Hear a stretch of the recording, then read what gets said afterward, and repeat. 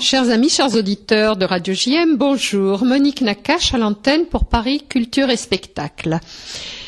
Je dois vous dire que l'émission d'aujourd'hui, qui était programmée autour d'un livre portant sur le Kef, notre ville natale, va être un petit peu modifiée car je me dois de vous préciser que je la dédie à l'élévation de la Neshama de notre père Yaakov Alali, qui niftar, Bachavou chez Avra, donc la semaine dernière, et qui fut inhumé vendredi dernier avant Shabbat. Alors, vous savez que nous sommes entrés dans le mois d'Adar, qui se doit de ne pas être un mois triste. Or, je dois insister sur le fait que notre père Yaakov Alali Zichrono Livracha aimait beaucoup, beaucoup la vie, aimait beaucoup la musique. Quand on parle du Kef, on ne peut pas ne pas faire allusion à la grande chanteuse originaire de la région kéfoise. Je veux parler de Saleha qui chantait le Malouf tunisien. Et vous allez vous apercevoir que toute l'émission va être ponctuée de morceaux de musique de Saleha, d'extraits de Saleha, de façon à ce que l'émission ne soit pas trop longue, mais pour vous donner envie de vous replonger, vous les nombreux kéfois de la région marseillaise, dans cette ambiance particulièrement chaude et particulièrement kéfoise. Je vais maintenant donner la parole à Camille Mifort pour son très beau livre « Vivre au Kef ». Camille, bonjour. Bonjour Monique. Je suis ravie de vous recevoir pour la Radio Juive de Marseille. Alors, en préambule, je vais rappeler que votre livre est basé sur des témoignages qui datent parfois de plus de 50 ans. Alors, il peut y avoir parfois quelques erreurs dans certains récits, mais accordons le privilège du travail de mémoire. Vous êtes d'accord avec moi ? Tout à fait. Bien. Alors, je vais commencer par vous demander de situer, pour les auditeurs de la radio juive, de la fréquence juive de Marseille, où se trouve le Kef. Je reprendrai un petit peu, car je suis moi-même kéfoise d'origine. D'accord, bon, c'est vrai qu'en effet, le Kef n'est pas connu, c'est complètement en dehors des circuits touristiques. Donc si vous imaginez la carte de Tunisie, vous voyez Tunis, vous partez à gauche, c'est à peu près au même niveau, jusqu'à la frontière algérienne, et le Kef est situé à peu près à une quarantaine de kilomètres de la frontière algérienne. Donc vraiment dans les terres, c'est à l'écart des circuits touristiques, puisque des rares touristes vont généralement jusqu'à Douga et retournent à Tunis. Alors que malheureusement, pour moi, c'est la plus belle ville de Tunisie. Maintenant, il y a énormément d'infrastructures, il y a 5 ou 6 hôtels qui se sont construits dans la ville et tout autour. Et il y a énormément de choses à voir et c'est vraiment une ville qui gagne à être connue. Ah, ça c'est très gentil. Vous me faites d'autant plus plaisir que pour moi, en tant que kéfoise, je dois dire que le Kef est surtout connu pour sa grande gastronomie. Et cette gastronomie qui est tout à fait à l'honneur est aussi vivace et importante dans la communauté musulmane que dans la communauté juive. Alors, je vais vous rappeler un souvenir d'enfant, puisque pour aller du Kef à Tunis, nous partions très très tôt le matin en voiture, quand l'Ahleib passait, c'est-à-dire le porteur de lait, qui venait avec son cheval ou son âne et sa carriole, et nous traversions Medjez El Bab, et on arrivait à Tunis que vers, 16h, 17h. Donc vous voyez, pour faire 170 km, les routes étaient quand même assez difficiles. Mais ces moments de traversée de la Tunisie, donc d'est en ouest, étaient des grands moments de bonheur. Alors pourquoi est-ce que je parle de la gastronomie ? C'est que je ne sais pas si vous avez rencontré des gens en Tunisie, des Tunisiens qui vous ont invité à manger des plats typiquement kéfois. Non, malheureusement, on m'a souvent parlé du bosgen, mais personne ne m'en a jamais fait manger, ce que je regrette. Alors, moi, je vais rappeler, il y a quelques personnes qui, en m'écoutant, vont être ravies. C'est que, en effet, il y a le borzlen, mais pour la communauté juive, il y a ce que l'on appelle tfinaleft. Et ça, c'est vraiment la spécialité des juifs du Kef. Nous allons commencer avec un petit peu de musique et je vais vous faire écouter la chanteuse du Kef, Saleha, paix à son âme, qui nous a enchantés, petits et moins jeunes, avec ses différentes chansons. Je ne vous donne pas tout de suite le titre de la chanson, je vous laisse apprécier.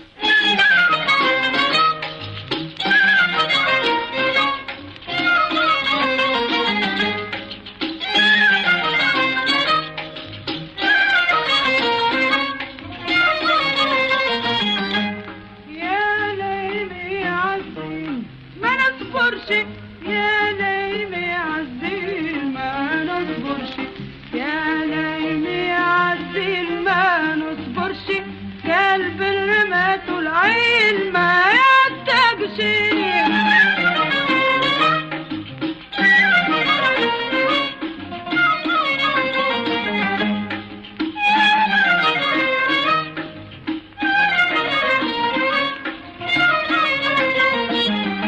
ما يبراشي قلب النرمات والعين ما يرجاشي. ما يبراشي قلب النرمات والعين ما يرجاشي. في سوقها الأرواح ما تغداشي. في سوقها الأرواح ما تغداشي. قدامها الملوك قدامها الملوك قدامها الملوك ما تكبرش. يا نايم يا عزيز ما يكبر يا نايم يا عزيز يا نايم يا عزيز ما يكبر يا الجنب والعين ما يعزيز.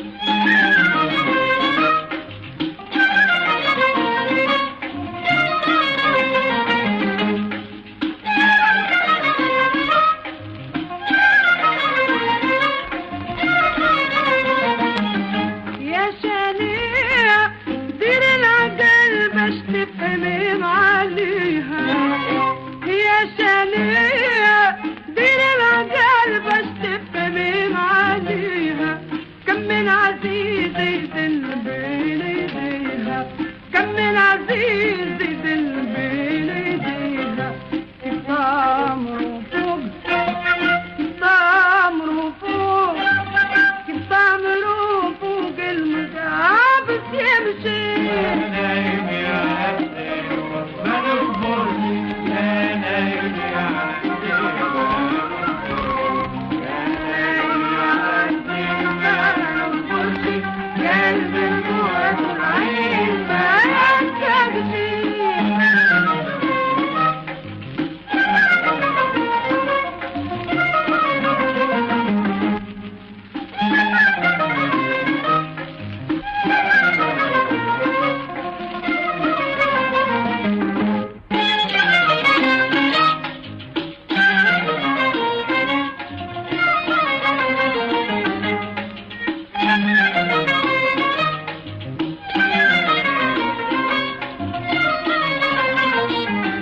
من هالمحنة عالجالها دمع العيون الضحمة. من هالمحنة عالجالها دمع العيون الضحمة. منضاش فارها في الكنين جراحنا. منضاش فارها في الكنين جراحنا. من جالسي في اللحظة من جالسي في اللحظة من جالسي في اللحظة ما يقتل شيء. يا نايم يا عزيز ما يكبر يا نايم يا عزيز يا نايم يا عزيز ما يكبر يا البنت والعين ما يعزيز.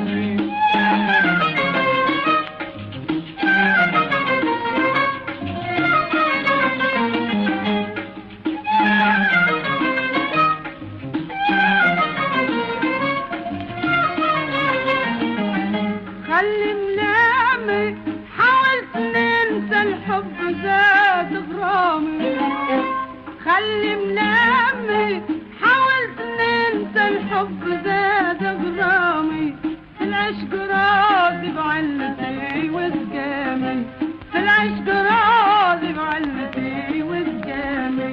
بريك راه اللوم بريك راه اللوم بريك راه اللوم ما ينفعش. يا نايم يا عزيز ما يكبر يا نايم يا عزيز يا نايم يا عزيز ما يكبر يا البنت والعين ما يعزيز.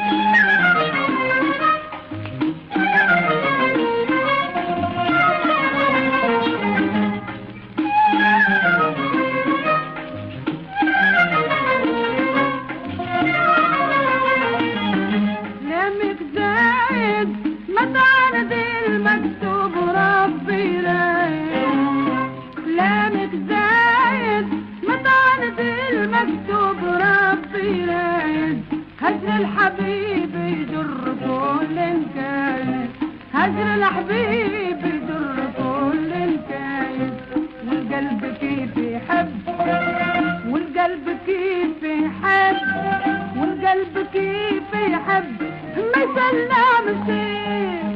Alors Camille Mifort, maintenant je vais vous demander de rentrer dans le vif du sujet et vous demander qu'est-ce qui vous a amené à vivre au KEF? Un peu un hasard, puisque donc en 1986, lorsque j'ai fini mes études, donc j'ai demandé à faire le service militaire au titre de la coopération. Et donc j'ai été envoyé en Tunisie, au KEF, que je ne connaissais pas du tout. Moi, je n'étais jamais sorti de France. Et donc je me suis retrouvé enseignant de physique-chimie au lycée mixte du KEF pendant 2 ans, de 86 à 88. Donc j'étais dans un lycée, j'avais des classes de seconde et première.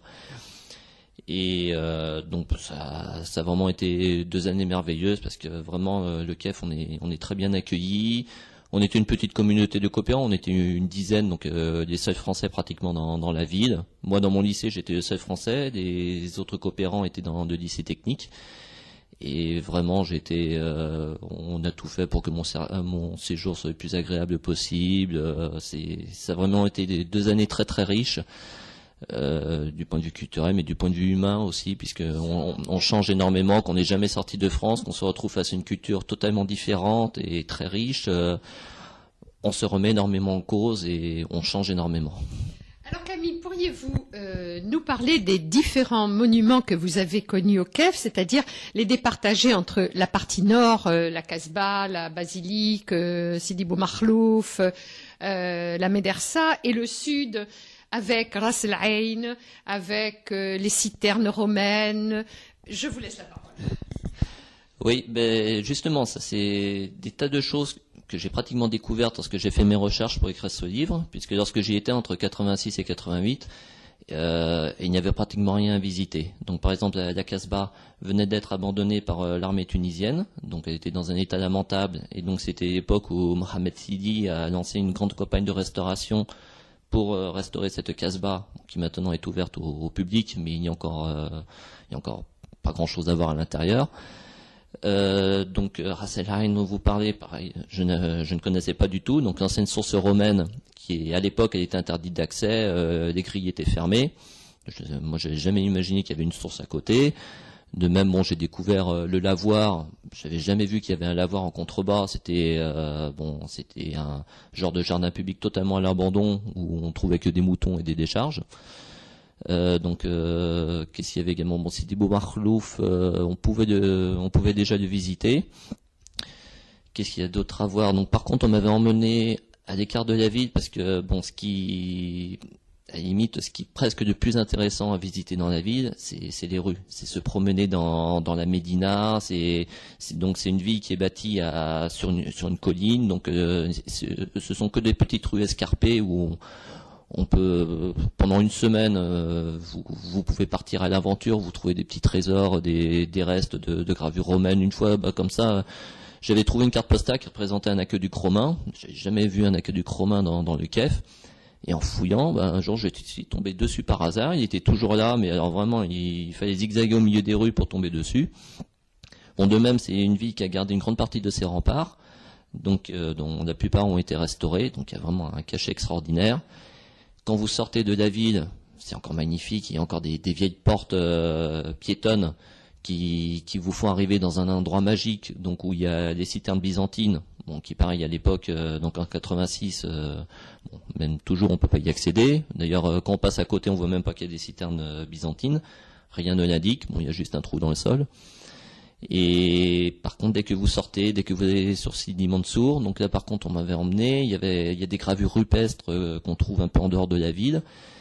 Et donc surtout, cette ville de KEF est bâtie au pied du Dir, donc un plateau rocheux derrière qui est magnifique, qui est bon. Vous savez que le mot KEF veut dire le rocher. Le KEF veut dire de rocher, donc qui vient du turc, puisque donc avant cela s'appelait différemment. Donc lorsque même il y a encore plein de trésors à trouver en dehors. Il y a ce Dir qui est un plateau que vous pouvez traverser, donc qui est défendu par des falaises pratiquement, enfin, très très très dur à escalader. C'est vraiment ah oui, c'est vraiment un point de défense formidable. Vous continuez, vous le traversez, vous tombez sur des ruines romaines qui sont perdues au milieu de la nature. Il y a comme cela des petits trésors un peu partout à découvrir. Alors, je voudrais faire part d'un souvenir de petite fille. Quand vous parlez des remparts du Kef, sachez que tout le monde se retrouvait à l'époque du Ramadan, tous les soirs, et moi j'y allais avec beaucoup de bonheur, avec mes parents, mes frères et sœurs, pour écouter ce que l'on appelle le Medfa. Le Medfa, c'était le coup de canon qui prévenait de la fin du jeûne de la journée. Alors donc, chers amis, vous allez encore écouter un morceau, une très jolie chanson de Saleha. Là aussi, je vous laisse découvrir.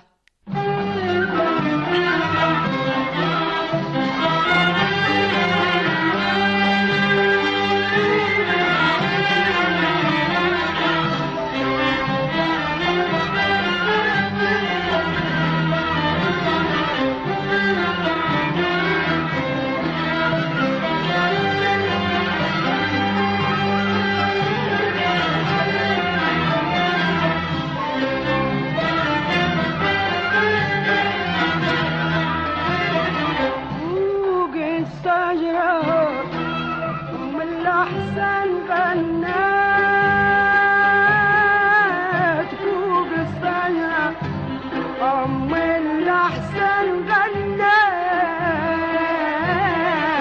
فوق الشجرة سمع صدى منينا علي الجمرة أم الأحسن غنات فوق الشجرة أم الأحسن غنات فوق الشجرة أم الأحسن غنات فوق الشجرة سمع صدى Alors Camille Mifort, pourriez-vous nous parler un petit peu plus de Sica Veneria, le Kef? Oui, donc Sica Veneria, donc c'est le nom romain de la ville, donc qui a fait suite à son ancien nom qui était Cirta. Alors bon, c'est amusant que la chanson précédente nous parle de Constantine, puisque donc il y a une grande polémique historique actuellement entre Constantine et le Kef. Donc à l'époque numide, la capitale de la Numidie c'était Cirta. Et il y avait deux villes qui s'appelaient Cirta, Constantine et le Kef. Et donc dans les années 20, il y a un historien Xel qui a repris tous les textes antiques pour essayer de positionner toutes les villes qui étaient nommées. Et donc il en a conclu que Cirta était Constantine, donc Constantine était la capitale de la Numidie. Et quand on prend cette hypothèse, il y a certains faits historiques qui ne collent pas du tout. En particulier la position de la table de Jugurtha que tous les Kéfois connaissent, qui est mentionnée dans les textes, et qui est indiqué comme étant proche de Cirta, et la table de Jugurtha est quand même très très loin de Constantine. Et donc actuellement, il y a énormément de recherches qui se font à partir des textes. Donc par exemple Mohamed Sidi, qui est historien au Kef, un vrai Kéfois, un pur de dur, très connu dans la région et dans la ville, un amoureux de sa ville, donc a passé une thèse qu'il a passé brillamment il y a 2 ans à Paris. Donc pour prouver que Cirta, la capitale de la Numidie, était au Kef et pas à Constantine, ce qui entraînerait donc une réécriture totale de toute l'histoire de l'époque. Ça, c'est tout à fait passionnant à savoir et je pense que les remontées de questions vont arriver très vite. Encore Saleha en chanson, chers amis.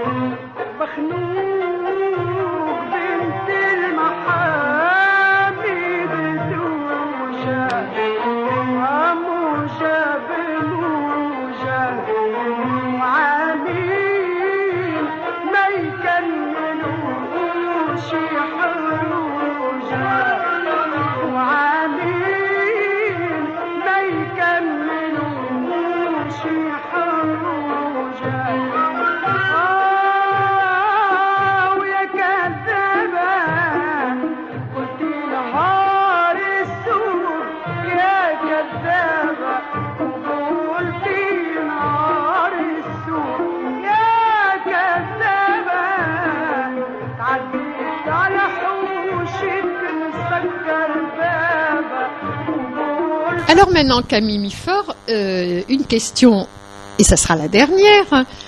Pourquoi ne pas avoir cité les auteurs des différents textes? Bah, pour plusieurs raisons. Donc déjà ça aurait énormément compliqué parce que le texte, j'ai essayé d'écrire pour qu'il soit facile à lire. Donc il est rédigé de telle manière qu'on a presque l'impression qu'il n'y a qu'une seule personne qui témoigne, alors que la plupart des chapitres, vous avez des chapitres où il y a 3 ou 4 témoignages qui sont mélangés, mais histoire d'essayer de faire un texte homogène. De la même manière, plutôt que dire ben voilà, moi j'ai vécu cela. Bon, parfois j'ai été amené à dire, moi je sais que j'ai vu cela. Donc c'était nécessaire pour en faire un texte qui soit easy, puisqu'il y a quand même une trentaine de personnes qui ont témoigné. Donc si pour chacune des phrases j'avais dire c'est telle personne qui m'a dit ça, le lecteur n'aurait jamais tenu, ça n'aurait pas été intéressant. Surtout que bon, il y a énormément de souvenirs que beaucoup de personnes ont vécu. Il y a des choses que plusieurs personnes m'ont rappelé, donc il aurait fallu que je mette ben voilà, telle personne ont dit la même chose. On ne s'en sortait pas. Donc bon, ça ne présentait pas trop d'intérêt de ce côté-là. Par contre, il y a certains témoignages où là, il fallait que j'indique d'où il venait. Donc par exemple, lorsque je parle des massacres de colons, donc là je précise quelle est la personne qui me raconte comment ça s'est passé, parce que bon, sur cette affaire j'ai eu plusieurs témoignages contradictoires. Bon, donc là j'ai eu la chance d'avoir le témoignage de la fille des colons qui ont été tués. Très bien, vous savez, de cet assassinat. Ça a marqué énormément de gens, beaucoup m'en ont parlé, tout le monde se rappelle où il était le jour où il a appris ça. Et d'ailleurs j'ai été frappé parce que dès que dans tous les livres sur la Tunisie que j'ai trouvé, puisque bon, je me suis énormément documenté, j'ai lu tous les livres que j'ai pu trouver sur cette époque, et tout le monde en parle de cette affaire. Pourtant il y a eu d'autres meurtres de colons, mais l'affaire des colons du Kef a vraiment été un choc dans le monde entier, puisque on m'a même dit, un légionnaire qui était en Indochine m'a dit il a entendu à la radio là-bas. Et c'était à l'époque de Dien Bien Phu quand même. Donc bon, il y a un autre témoignage où là par contre j'ai été un peu embêté, où j'aurais bien aimé pouvoir indiquer la personne qui avait témoigné. Donc c'est sur toute la partie de ce qui s'est passé pendant la Seconde Guerre mondiale au Kef, donc entre Français et Italiens. Et bon, malheureusement, donc la personne qui a témoigné, qui m'a raconté tout ce qu'elle a vécu, est décédée depuis. Et donc à l'époque, elle ne savait pas, elle hésitait à me donner son accord pour que son nom apparaisse. Et donc après, donc je n'ai pas pu mettre son nom, alors que bon, je pense que j'aurais eu l'accord finalement, mais je pouvais plus parler en son nom. Donc je pense que tous ceux qui liront le texte le reconnaîtront. Les nombreux Quéfois reconnaîtront cette personne. Camille Miffort, je vous remercie beaucoup. Merci. Chers amis de la Radio Juive de Marseille, pour ma part, je vous dis Shabbat Shalom, Shalom Velishtamea, Monique Nakache pour Paris, Culture et Spectacle, tout en vous rappelant que vous pouvez vous procurer le livre sur le site de eBay ou sur le site de www.elkef.info. Shalom Velishtamea.